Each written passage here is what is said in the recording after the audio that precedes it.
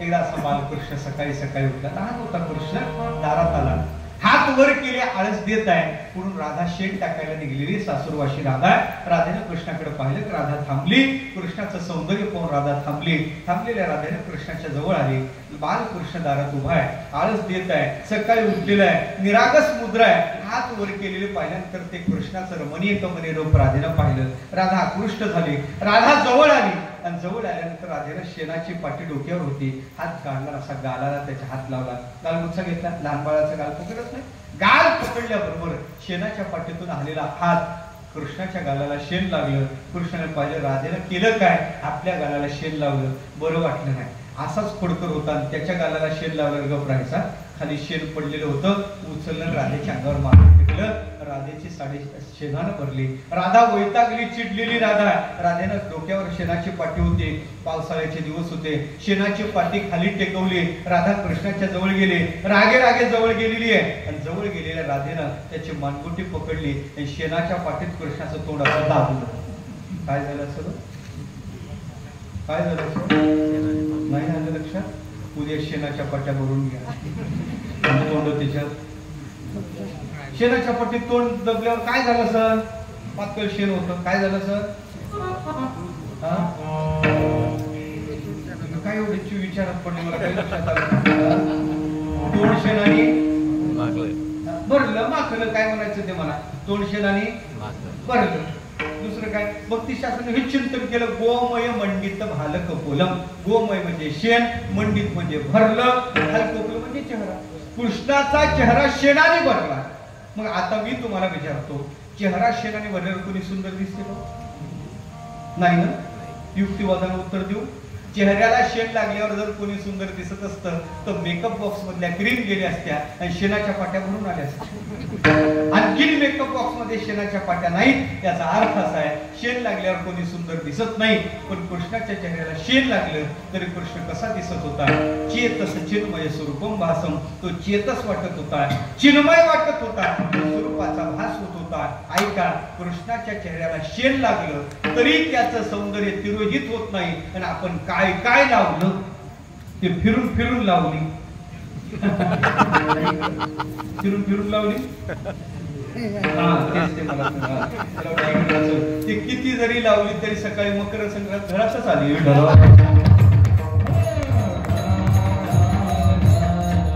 किती आपण लावलं तरी आपलं सौंदर्य निखरत नाही आणि परमात्म्याचं झाकल्या जात नाही. का नाही? परमात्मा खऱ्या स्त्रीने युक्त आहे. परमात्म्याकडे स्त्री आहे म्हणून त्याच्या सौंदर्याला उपमा आहे. मदनाचा पुतळा. मी आमच्या संताकडे ज्ञानोबाराचं सौंदर्य दिसलं. कोणाला? नाथबाबाला. नाथबाबाला ज्ञानोबाराचं दर्शन झालं. कसे दिसले नाथबाबाला ज्ञानोबारा? कसे दिसले? नाथबाबा वर्णन करतात, दिव्य तेजपुंजता ज्ञानोबाराच्या ठिकाणी आहे आणि ज्ञानोबारा म्हणजे प्रत्यक्ष मदनाचाच पुतळा आहे.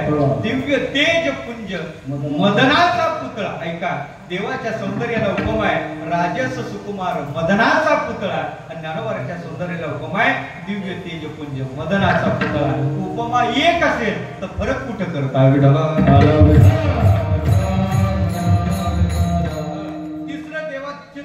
अवदार आहे. आता हे घड्याळ पुढे चाललं, फक्त गुणच चाललं आपले.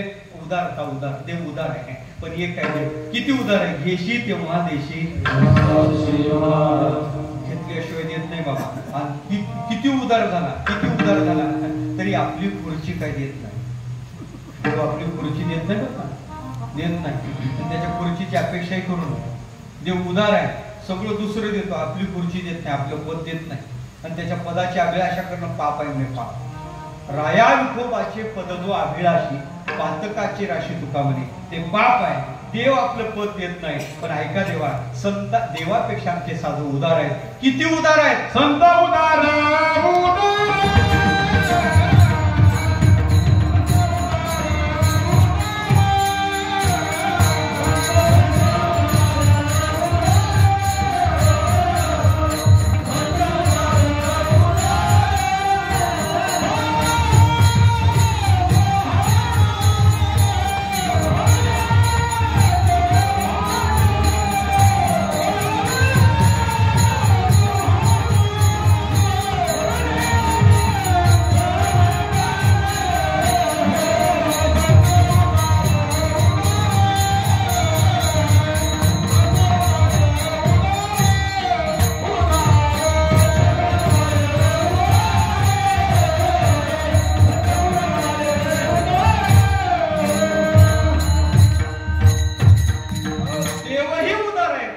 देवापेक्षा साधूची उदारता आहे. संत उदार उदार भरले अनंत भांडार. त्या काय देतात महाराज? आपलं पद देतात, आपली खुर्ची देतात, आपणासारखे करतील तात्काळ, आपुले पदी बैसविले. कितीतरी प्रमाण सांगायला जमतील. संत आपलं पद देतात. देवापेक्षा साधू उदार आहे. यश श्री अवतार. किती सांगू तुम्हाला? तीनच सांगितले, ती शिल्लक ठेवतात. यश श्री अवतारे. ज्ञान, देवाकडे ज्ञान आहे. सत्यम ज्ञानम अनंतम ब्रह्म. ज्ञान रूपत आहे, पण काही फरक नाही देवा. सगळ्या दृष्टीने देव आणि संत सारखे आहे. म्हणतात देवते संत, देवते संत. देव अवतार कुठीतला आहे? देव इथे तो अवतार घेऊन आम्हासाठी अवतार. देव जसा अवतारी आहे तसे संत मायबाप सुद्धा या अवनी तलावर येतात. ते जन्म घेऊन येत नाहीत, ते सुद्धा अवतारच धारण करतात. म्हणून आमचे तुकोबार महाराज म्हणतात, महाराज तुम्हाला अवतार धारण करण्याचं कारण जर काय असेल तर आमच्या जड जीवाचा उद्धार आहे. अवतार तुम्हाला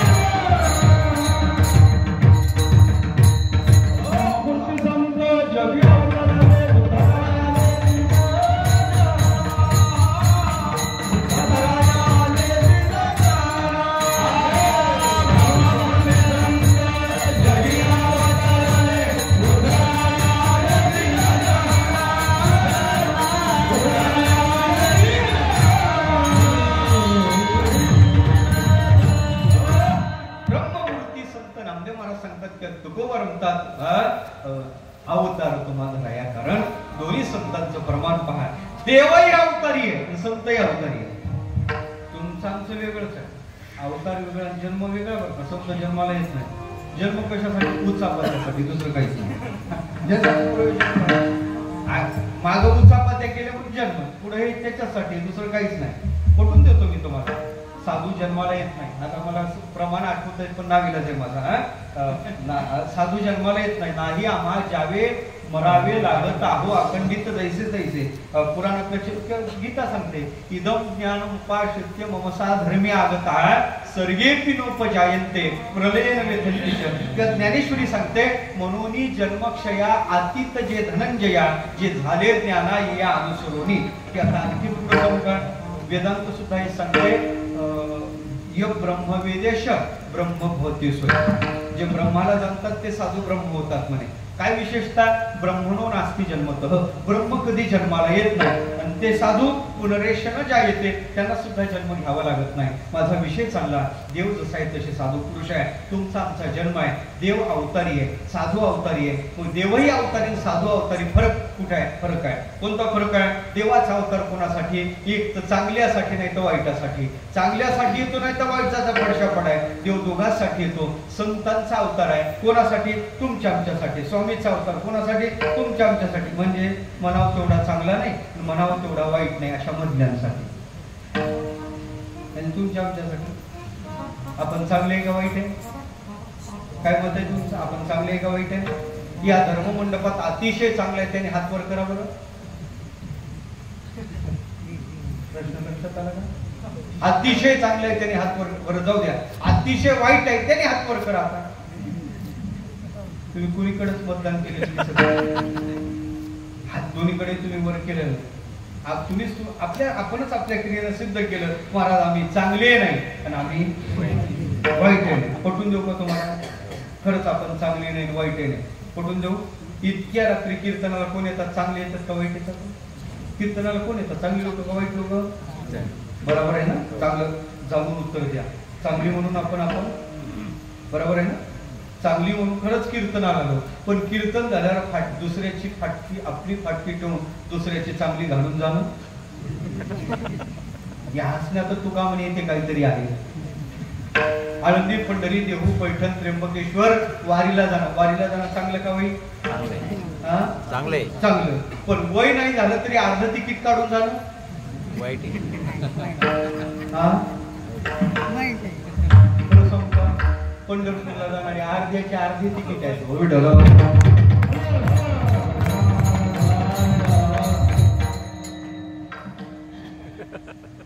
कंडक्टर म्हणे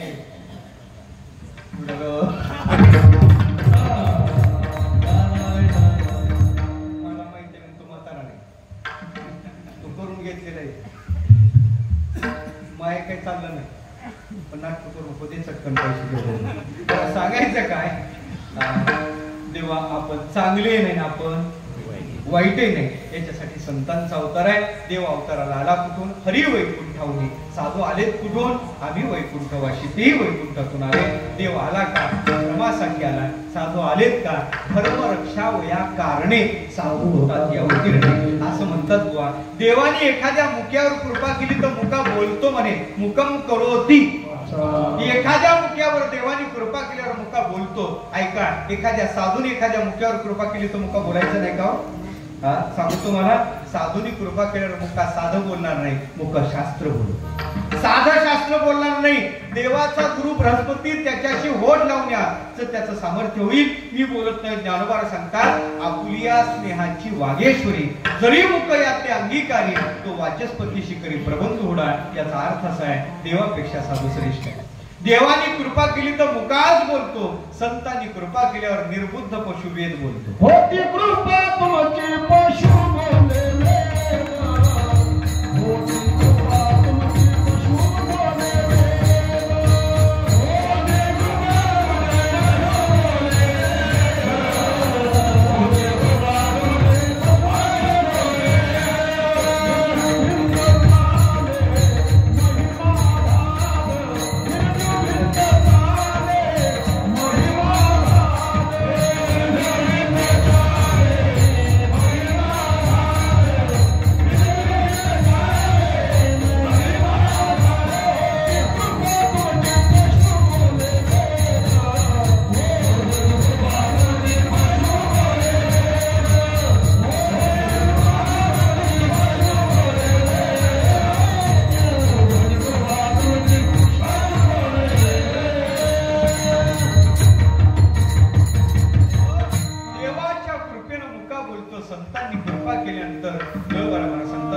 कृपा तुमची पशु बोलेले, निर्जीव चाले भिंत महिमा आगाध.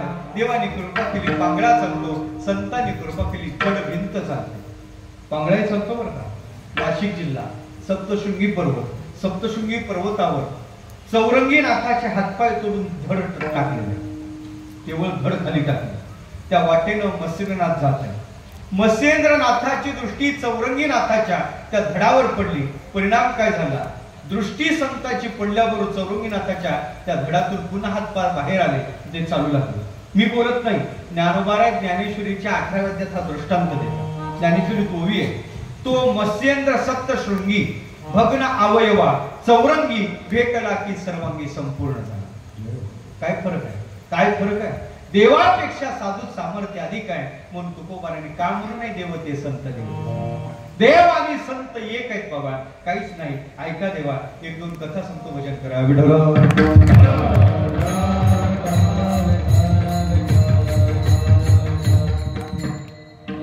कृष्ण अवतार झाला. हातात दुधाची चरबी घेतली. कृष्ण धार काढायला बाहेर आला. राधेला पाहिलं. बाबा बोलला, राधेला पाहुणी बोलले हारे.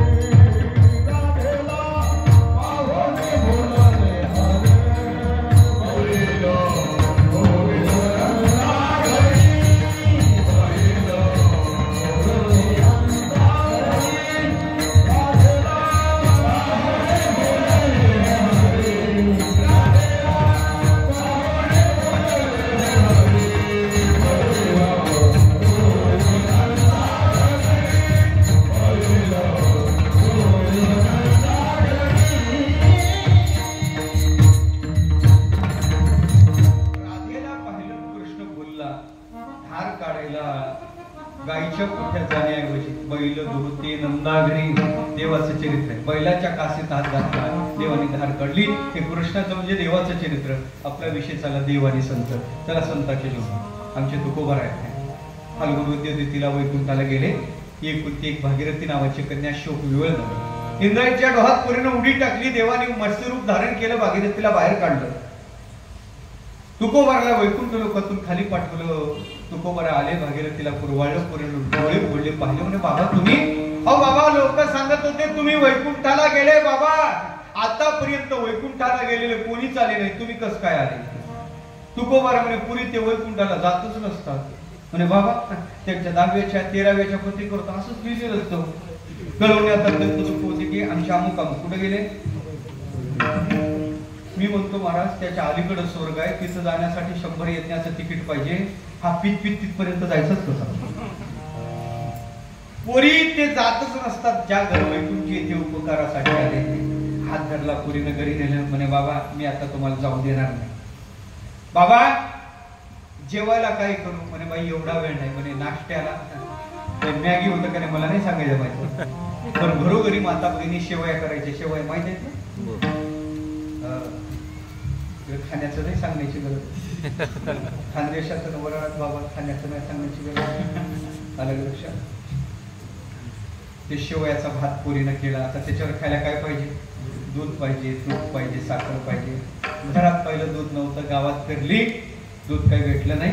इतक्या लांबून बाबा आले, आपण दूधही वाढू शकत नाही. पोरगी नाराज झाली. रिकामं दुधाचं भांड घेऊन खाली मान टाकून तुकोबाराच्या जवळ उभी आहे. तुकोबारा सांगलं पोरी नाराज होऊ नको. रिकामं दुधाचं भांड आपल्या हातात घेतलं. जवळ वेलेश्वर महादेवाचं मंदिर. तुकोबारा तिथं गेले, वेलेश्वराची पूजा केली. दारात दगडी नंदी त्याला उभं केलं, त्याच्या कासेत हात घालून तुकोबारा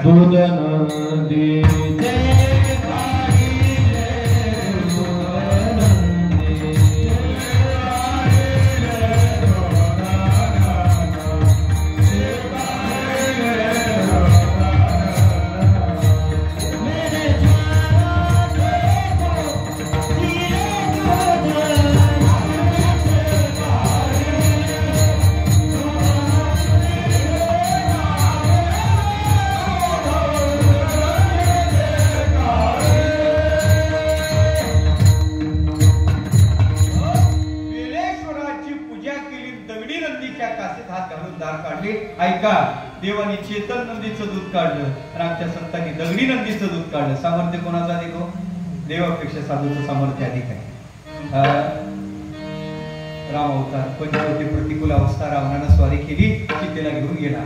अशोक वाटिकेत सीतेला ठेवलं. सीतेला वश करण्याचे नाही ते प्रयत्न रावण करतो, पण सीता वश होत नाही. खिन्न मुद्रेत रावण खाली मान टाकून एक दिवस बसला. मंदोदरी रावणाची पत्नी जवळ आली. विचारलं स्वामी अहो तुम्ही नाराज का, खिन्न का? म्हणे मंदोदरी करू काय?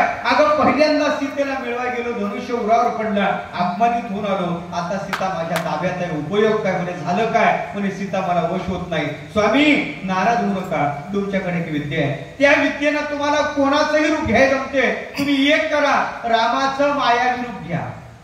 कोण सांगितलंय? ऐकत आहे तुम्ही? मंदोदरीने सांगितलं. रावण हसू लागला. अहो म्हणे मी तुम्हाला उपाय सांगतो, तुम्ही हसता माझा उपवास करता. अगं मंदोदरी मी रामाचं सोंग घेऊन पाहिलं, रामाचं रूप घेऊन पाहिलं. मग अगं रामाचं सोंग घेतलं रे घेतलं का अंतःकरणात स्थितीची इच्छाच राहत नाही. ऐकत आहे ना? लोक म्हणत होते तुमचा राम सर्वत्राची मंदिराची काय गरज आहे. ऐका देवा, आमचा राम आदर्श आहे. आमचा राम आदर्श आहे आणि आदर्शाची मंदिर असतात. आदर्श चिरकाल पुढच्या पिढीच्या डोळ्यासमोर राहील, तर तशाच त्या पिढ्या घडतील. म्हणून मंदिराची गरज आहे. मला सांगायचं काय, मला विषय सांगा. ऐका, रामाचं सोंग घेतलं तरी सीतेची अपेक्षा नाही. जहा राम वहा काम नाही. रामाचं सोंग घेतलं तर सीतेची अपेक्षा नाही. हे आमच्या संताकडं, आमच्या तुकोबाराच्या जीवनावर प्रभात कंपनीने एक चित्रपट काढला. त्याचं नाव आहे संत तुकाराम. त्या संत तुकाराम चित्रपटात तुकोबाराची भूमिका स्वीकारणारे सद्ग्रस्त आहेत कल्याणचे विष्णुपंत पागनीस. त्या विष्णुपंत पागनीसाने त्या चित्रपटात तुकोबाराची भूमिका स्वीकारली. डायरेक्टरशी ती भूमिका स्वीकारण्यासाठी काही पैशाचं बोलणं केलं. एवढी रक्कम लागेल तेव्हा हे मुख्य पात्र मी स्वीकारायला तयार आहे. डायरेक्टर कबूल झाला. विष्णुपंत ती भूमिका वटवण्यासाठी, ती साकार करण्यासाठी त्या तुकोबाराच्या चरित्राचा अभ्यास केला, गाथ्याचं चिंतन केलं. समरस्थित्व अभ्यास घडला. ती भूमिका सिद्ध झाली. चित्रपट रिलीज झाला आणि तो इतका गाजला. अलीकडे एक चित्रपट गाजला, त्याच्यापेक्षा तो गाजला. अलीकडे गाजला चित्रपट कोणता गाजला? हा, अलीकडे तुम्ही पाहत नाही का चित्रपट? चांगलेच बाबा महाराज. चित्रपट माहिती मला आनंद वाटला, नाही तर लगेच उत्तर येते चांगला आनंद वाटला. काही उत्तर आल्यावर आनंद वाटलो, काही उत्तर नाही आल्यावर आनंद वाटलो. तुम्ही पाहत नाही, टीव्ही पाहत नाही ना? खरं सांगा बरं, मला ज्योतिषी कळते, मी ज्योतिषी सुद्धा आहे. कार्टून पाहत नाही तुम्ही?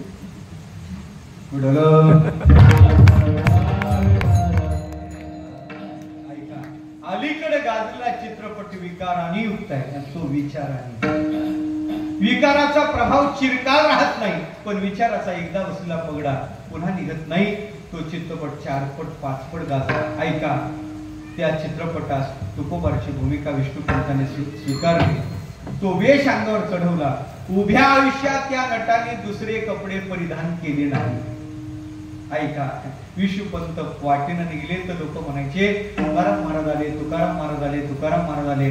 खरं सांगू देवा, एक नट खरोखरच तुकाराम महाराज कधी झाला काही कळलंच नाही. विष्णुपंतांनी तो चित्रपट रिलीज झाला आणि झाल्यानंतर 4 पट 5 पट कंपनीला फायदा झाला. राहिलेली रक्कम आणि काही बक्षिसाची रक्कम घेऊन डायरेक्टर पंतांच्या घरी आले. पंतांना विनंती करतात, पंत तुम्हाला द्यावेत तेवढे धन्यवाद थोडे आहेत पंत. तुमच्यामुळे आमच्या चित्रपट कंपनीचा भरपूर नावलौकिक झाला, फायदा झाला, पण काही बक्षिसाची रक्कम आणि काही राहिलेली रक्कम घेऊन मी तुम्हाला हे पैसे द्यायला हवे, हे पैसे तुम्ही स्वीकारावं अशी आमची विनंती आहे. पंतांनी हात जोडून सांगितलं, मला पैसे नको. एक तास ज्या नटाने पैसे ठरवले तो नट म्हणतो मला पैसे नको, पैसे घेतले नाही हा माझा मुद्दा नाही. पण ते एवढे विरक्त झाले ते भावी जीवनात प्रपंचात पडलेच नाही. ऐका, रामाचं सोंग घेतलं तर फक्त सीतेची आकांक्षा नाही आणि तुकोबाराचं सोंग घेतलं तर प्रपंचाचीच आकांक्षा नाही. पंतांनी पुन्हा पंढरीची वारी आनंद धरली. तोच वेश आयुष्यभर तुकोबाराचा, ते बाराबरी असेल ते मुंडासा असेल, तोच वेश परिधान केला. ऐका, रामाचं सोंग त्याच्यापेक्षा खऱ्या अर्थानं पाहायचं झालं तर या तुकोबाराचं सोंग कुठं फरक आहे. म्हणून देव आणि संत सारखे आहेत. तुकोबार सांगतात देवते संत सगळे ग्रंथ सांगतात. ब्रह्मसूत्र सांगते अविभागेन दुष्टता, भक्तिशास्त्र सांगते तस्मिन स्तजनेची भेदाभावात. असे सगळे संत सगळे ग्रंथ सांगतात देव आणि संत एक आहेत. मूर्त्या निमित्त त्या प्रतिमा, निमित्त मात्र प्रतिमा आहे, वास्तू मात्र दोघात अभेद आहे.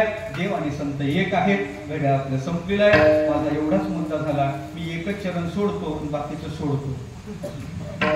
आलं लक्षात? एक चरण सोडतो बाकीचं सोडतो. कारण 2 तास महाराज अभंगावर बोलला तरी लोक म्हणतात आज महाराजांनी अभंग सोडला. आणि अलीकडल्या प्रथेनुसार 2 तास महाराज अभंग सोडून बोलला तरी लोक म्हणतात पार अभंग सोडला. मी तुझ्याकडे बसण्याचा प्रयत्न करतो. संप्रदायाच्या नियमपूर्वक मोठ्या प्रेमाने एकदा टाळी वाजवून भजन